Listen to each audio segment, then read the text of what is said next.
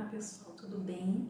Eu sou Emanuela Barros, neuropsicopedagoga clínica institucional, e hoje eu venho dar a vocês algumas dicas básicas sobre a alfabetização silábica, como que ela acontece, qual o primeiro momento. Então, nesse vídeo, quero que você fique comigo e comece a pensar como que foi a sua alfabetização. Como foi marcante para você entender o babebi bobu, o ai, eu, ia, oi? Não é verdade? Ui, ué.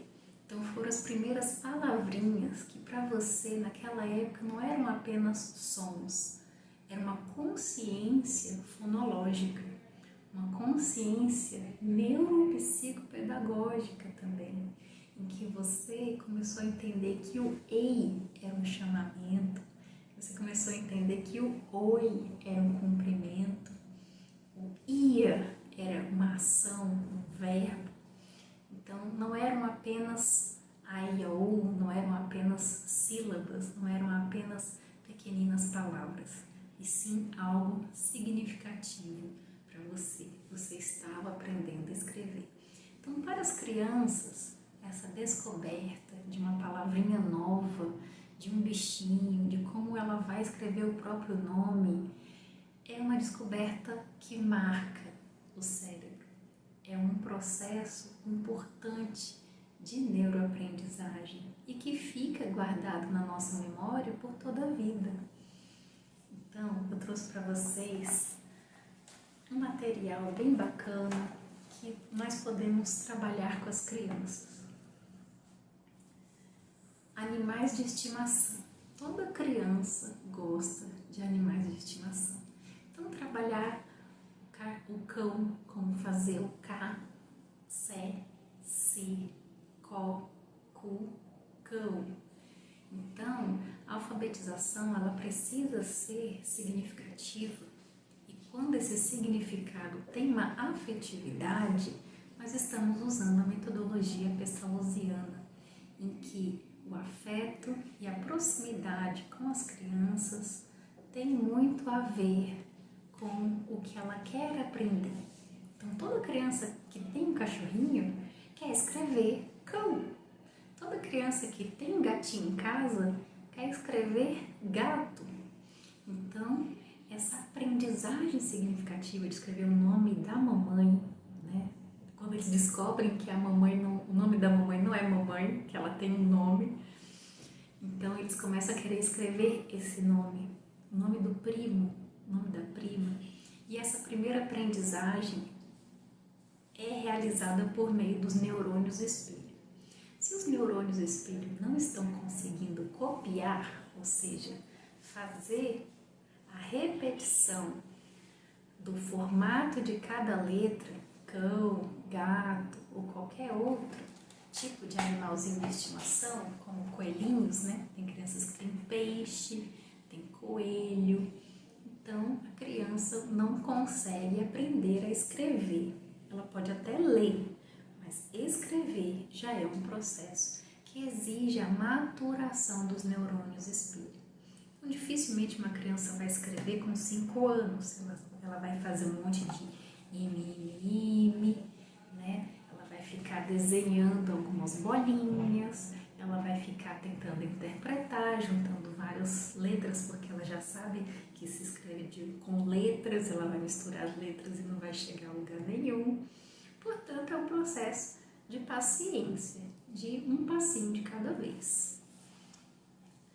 Outra coisa que as crianças adoram começar a escrever são os animais selvagens. Nossa, os animais selvagens como o leão, o tigre, na verdade o pássaro, né, que gosta muito de águia, elefante, macaco. Isso encanta as crianças, principalmente quando elas já conhecem o zoológico.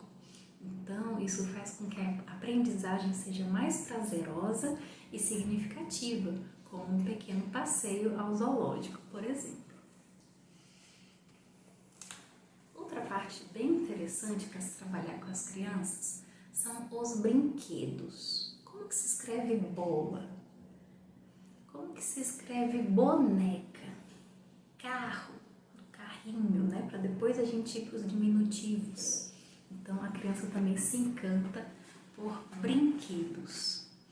Comida e bebida, bolo, doce, batata, né? Coisas que a criança goste e que esteja dentro da sua cultura, da sua história, claro.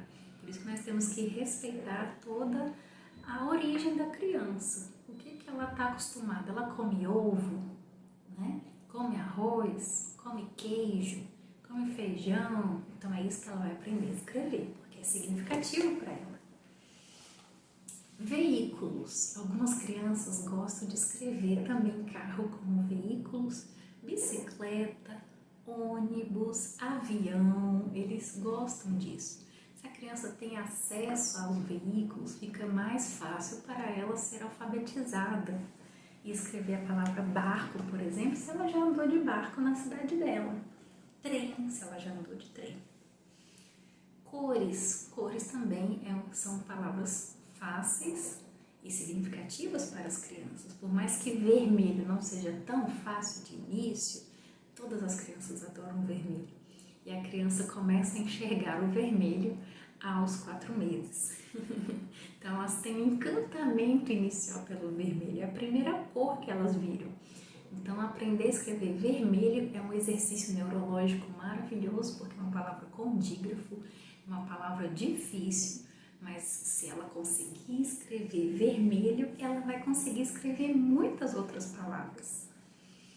Azul, né? Também verde, amarelo, cinza.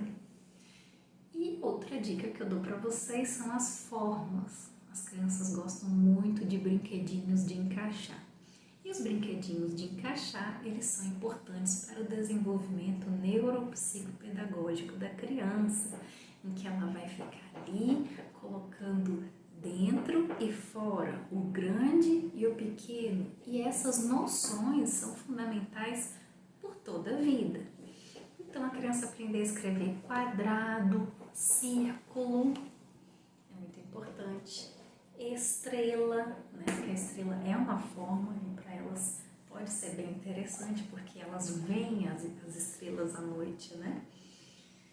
E outros animaizinhos, as crianças adoram animais, né? Elas ficam encantadas pelos animais.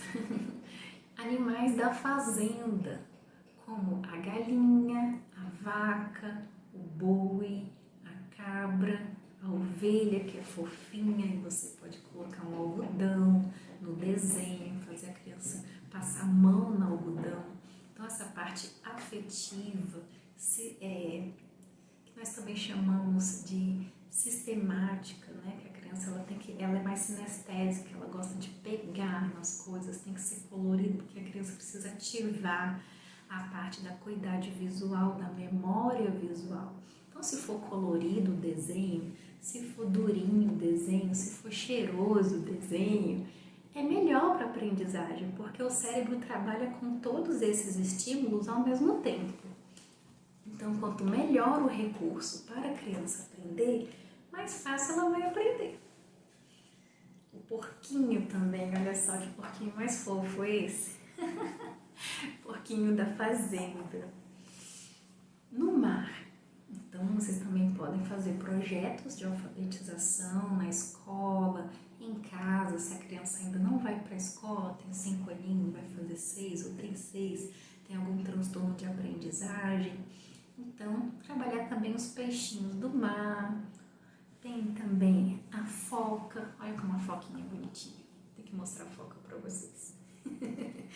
A foca é lisinha. Hoje em dia tem muitos vídeos no YouTube que vão ajudar muito vocês a terem mais didática para trabalhar com as crianças. Olha aqui a foquinha, olha só como é que ela mergulha. Nossa, como ela é lisinha, né? Ela é brilhante. Vamos escrever agora a palavra foca? Foca é uma palavra fácil, F-O-C-A. Mais fácil do que baleia, por exemplo, mas as crianças têm mania de grandeza. Tudo que é grande mexe muito com o imaginário, com a fantasia da criança. Então, botar numa televisão bem grande em casa, ou da sua instituição, ou da uma baleia bem grande. Ela vai entender que baleia é uma palavra pequena, mas que o animal é grande. E vocês vão perceber que no começo da alfabetização silábica, algumas crianças se confundem. Isso Emília Ferreira já fala um pouco. Por exemplo, algumas crianças escrevem formiga, bem pequenininho, assim, formiga, porque a formiga é pequena, então elas acham que a palavra tem que ter um monte de MM pequenininho. Então, tem algumas crianças que mostram essa sensação de grande e pequeno na escrita. E aos poucos nós vamos corrigindo. Não, a formiga é pequenininha, mas a palavra é grande. Formiga em português é grande. Já, por exemplo, elefante é enorme, baleia é enorme, mas a palavra é menor do que formiga. E eles começam a rir, começam a se divertir bastante. Então tem o polvo, né? Tem água viva e tem vários animaizinhos que nós podemos trabalhar num pequeno projeto com as crianças. Deixa eu ver. Os animais da fazenda eu já mostrei para vocês, né? A vaca, a foca, as formas. Deixa eu ver qual que é o último. Me perdi aqui. Me empolguei demais. O lar, coisas que tem em casa. Como a gente pode trabalhar com coisas que tem em casa, como por exemplo o relógio. Mamãe me acorda todo dia cedo para ir para a escola, tem que acordar 6 horas, né? 7 horas. Então, vamos aprender a desenhar um relógio, pintar um relógio. Então, tem que ter toda uma historinha do relógio para escrever a palavra relógio, tá bom? Então, vocês podem trabalhar uma palavrinha a cada 1 hora, cada meia hora, dependendo da idade da criança. A cada encontro com a criança, uma palavrinha e vir com uma história sobre o relógio. Então, vai depender muito do nível de aprendizagem e da motivação da criança, tá? Se a criança já for muito motivada, aí você ensina, né? Vocês podem ensinar mais palavras, mas se a criança está bem desmotivada, então nós temos que contextualizar. Então, uma das palavras mais importantes da pedagogia é a contextualização, porque é isso que fundamenta a didática atualmente. Então, no lar, nós vamos aprender o significado da palavra casa. Existem casas grandes e casas pequenas. Então, nós vamos qualificar as casas, pintar as casinhas, escrever a palavra casa, caminhar pela casa, comentar sobre a casa de cada um. Abajur, né? São coisas que tem em casa. Jardim. Jardim é uma outra parte da casa em que vocês vão colocar ali no lar ou não, né? E uma outra dica para as crianças escreverem. Por exemplo, a palavra flor, a palavra árvore, que pode fazer parte de um lindo jardim. Balanço, isso interessa muito as crianças. Toda criança adora um parquinho, um balanço. Então, vamos aprender a escrever balanço? Tem o C cedilha aqui no balanço. E aí a gente vai contando a história da C cedilha. Vocês podem inventar uma história bem legal da C cedilha, dizendo que na família do Cacocô, o Sé e o Si não gostavam de falar com os outros, porque eles eram de outro país e falavam outra língua. E a C cedilha também. Aí vocês podem contar a história do Sé e Si, a história do C cedilha, que o C cedilha fez parte de outro país. Eles, na verdade, eram da mesma família, mas é como se um nascesse no Brasil, outro nascesse na Argentina, outro nascesse no Paraguai. Aí vocês podem mostrar o globo do mundo e contextualizar essa questão da diferença do Cacocô, o Sé e Si e a C cedilha. Isso funciona muito bem, porque as crianças gostam muito de historinha. E outra coisa são as roupas. Por exemplo, colete, touca, né? Para quem mora em região fria, a touca sempre cobre as orelhas. Vocês podem também trabalhar a palavra sapato, a palavra casaco, calça, camisa, tudo que a criança usa no seu contexto. Tem até uns desenhos coloridinhos que vocês também podem improvisar. Outra dica importante para alfabetizar as crianças é a hora de dormir. A palavra cama, livrinho de historinha. Como que se escreve livro? Vamos escrever livro. E, para finalizar, temos aqui o ursinho de estimação. Lá em casa, meu filho Estevo tem o Juquinha, que era um bichinho de pelúcia em forma de menininho, que até hoje ele tem vários Juquinhas. O Juquinha fez tanto sucesso que ele tem o Juquinha 1, que é o Juquinha Tchá, ele tem o Juquinha 2, que é o Juquinha Tchu, e ainda tem o sósia do Juquinha, porque o Juquinha Tchá ficou muito velhinho, aí a avó encontrou numa feira um igualzinho e encomendou a roupa, só para a moça colocar a roupa igualzinha do anterior. Então agora o Juquinha Tchá, ele também tem um gêmeo. Então assim, a história do Juquinha lá em casa rendeu bastante. E isso trabalha bastante o afeto da criança, proximidade, porque eu trabalhei muito a alfabetização pestalozziana com meu filho, muito mais até do que da Emília Ferreira, porque eu me encantei com Pestalozzi e como mãe eu achava que essa alfabetização significativa, por meio daquilo que a criança gosta, ainda mais que meu filho tem transtorno, não sei se vocês sabem, ele tem TDAH e TEPAC, então ele só conseguiu se alfabetizar aos 8 anos e até hoje ele ainda tem algumas dificuldades, que ele faz acompanhamento com a fonoaudióloga, com sílabas, né, que para algumas crianças são um pouco mais difíceis, como an, em, in, on, né, ele tem dificuldade ainda de ler, tem o as, es, is, os, us, né, então eu também trabalhei o an com ele, né, papé, pipó, pu, pam, ele adora pão.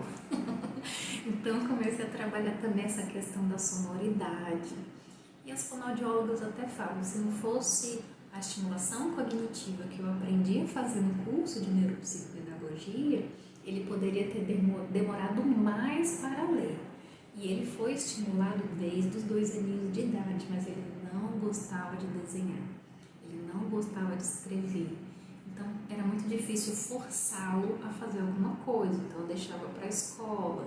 Mas eu sempre comprei massinha, sempre comprei lápis de cor, canetinha. Nossa, ele ganhava demais. Todas as tias davam, o vô, a avó, o biso, a bisa. Então, meu marido, que é o padrasto, o pai dele também dava as coisinhas para ele, Lego também. Ele sempre gostou muito de montar e ele tem algumas estereotipias com as mãozinhas. Então, isso tudo nós fomos trabalhando. Então, já que ele tem uma estereotipia com as mãos, vamos comprar um alfabeto móvel de madeira para ele poder pegar nas letras. Aí, deu certo. Quando ele conseguiu pegar nas letras, encaixar as frases, encaixar as palavras, ele começou a ler. Porque aquilo era significativo para ele. Ele tinha uma aprendizagem sinestésica. Agora, se seu filho é mais auditivo, se seu filho ou paciente ou criança que você esteja acompanhando é mais visual, é mais auditivo, você tem que prestar atenção. Qual é o estímulo que essa criança parece ter mais atenção, que ela consegue preservar uma atenção sustentada? Porque sim, atenção, a criança não terá aprendizagem adequada. Então, é por meio disso que a gente alfabetiza. Um passinho de cada vez, uma semana de cada vez, um mês de cada vez e um projetinho de cada vez, tá certo? Um grande abraço para vocês, se inscreva no meu canal Emanuela Consultora, ative o sininho e aproveite também as promoções aqui do Espaço Flow, no Sudoeste, em Brasília. Se você está em Brasília e quer fazer um acompanhamento, não tem tempo de fazer todo esse trabalho com seu filho, eu estou aqui para lhe servir, tá certo? E eu tenho certeza que você não vai se arrepender desse trabalho que é gratificante para todos nós, pedagogas e neuropsicopedagogas também. Um grande abraço e até a próxima!